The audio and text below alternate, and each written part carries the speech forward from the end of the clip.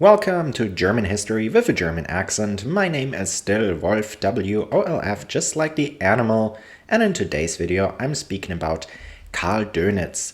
As always, if you enjoy these videos, please make sure to hit the like and subscribe button. Karl Dönitz was born on September 16, 1891 in Grünau near Berlin, a son of Emil and Anna Dönitz. Once Karl graduated school, he joined the Imperial Navy in April 1910. While serving on the SMS Breslau, he was promoted to the rank of Lieutenant zur See in September 1913. This rank corresponds to the rank of ensign in the United States Navy. Upon the outbreak of the First World War, the SMS Breslau was located in the Mediterranean Sea and managed to escape French and British vessels, making its way to Constantinople, where the Breslau, together with the SMS Goeben, were integrated in the Ottoman Navy. While serving in the Ottoman Navy, Karl Dönitz was trained as a pilot as well, before his transfer request for the submarine forces was granted in the year 1916. In the same year, Dönitz married Ingeborg Weber. She was the daughter of the Prussian general Erich Weber. Karl and Ingeborg had a total of 3 children together, 2 sons and a daughter. In January 1917, Karl Dönitz was transferred aboard U-39 and participated in 5 missions. In March of the following year, he received his first command, UC-25. Dönitz experienced the end of the First World War as a prisoner of war after his submarine, UB-68, had been severely damaged in the Mediterranean Sea.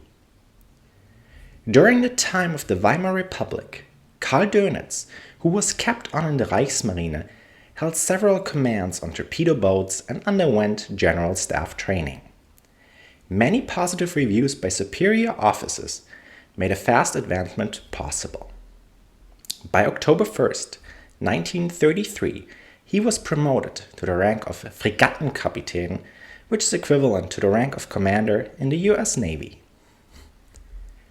After being in command of the cruiser Emden, Dönitz was put in charge of the development of the new submarine force by Erich Raeder. Initially, Karl Dönitz felt this command was a dead end, but soon changed his mind.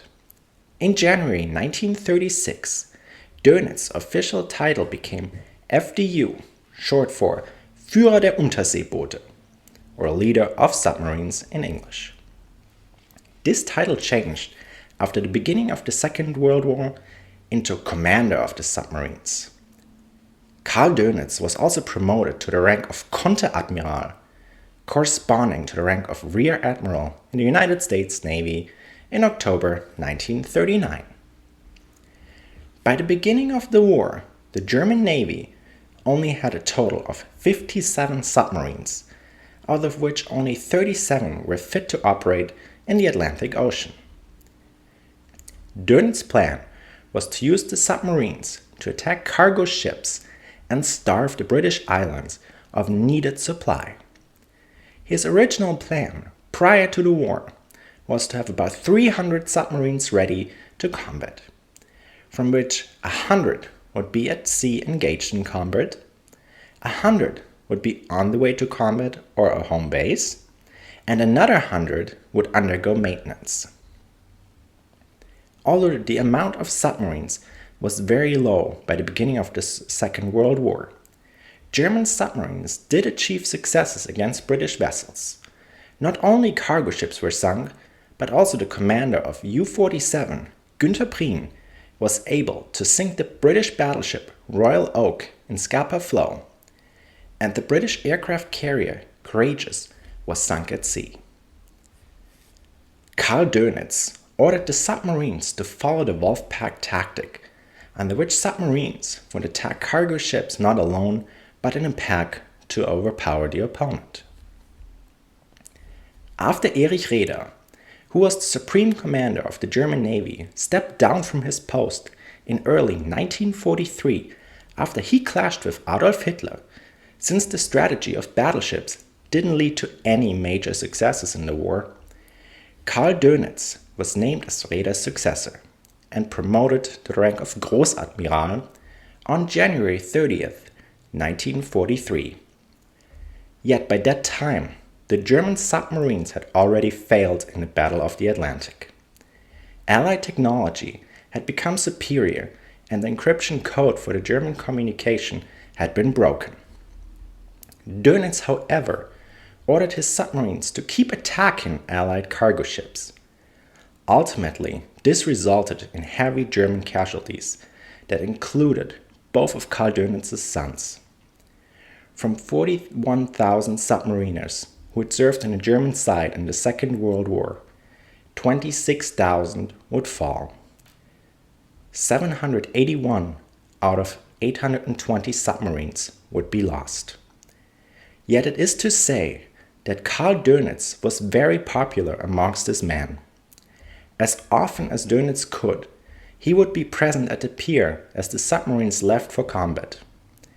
He gifted luxury items to his men, like golden watches, and ensured that his soldiers would have access to a variety of amusement establishments around their bases. In April of the year 1945, Karl Dönitz became the Wehrmachtskommander of the Northern Territory in the German Reich, before he succeeded Adolf Hitler as Reichspräsident and the Supreme Commander of the Wehrmacht after the Führer's suicide. In the last days of the Second World War, Dönitz and his government tried to make a separate peace with the Western Allies, which was unsuccessful. However, when the unconditional surrender came into effect on May 8, 1945, Karl Dönitz had achieved that some more German soldiers would become prisoners of war of the Western Allies instead of the Soviet Union. On May 23, 1945, Karl Dönitz and his government in Flensburg had been arrested by the Allies. In the Nuremberg trials, Dönitz was found guilty of war crimes as well as crimes of aggression. He was sentenced to 10 years, which he served in Spandau prison, where Rudolf Hess, amongst others, served their sentences as well. Großadmiral Karl Dönitz was a loyal and convinced follower of the National Socialist movement for the remainder of his life.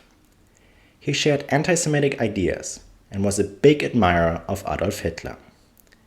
Together, they shared the ideas of sacrificing the individual for the greater good. According to historians, this loyalty led to the circumstance that Hitler named Dönitz as his successor as Reichspräsident, and therefore Supreme Commander of the Wehrmacht. In the year 1975, Dönitz transferred his title to the President of the Federal Republic of Germany in his political will. Karl Dönitz died on Christmas Eve in 1980 at the age of 89 in Aumühle. Thank you so much for watching.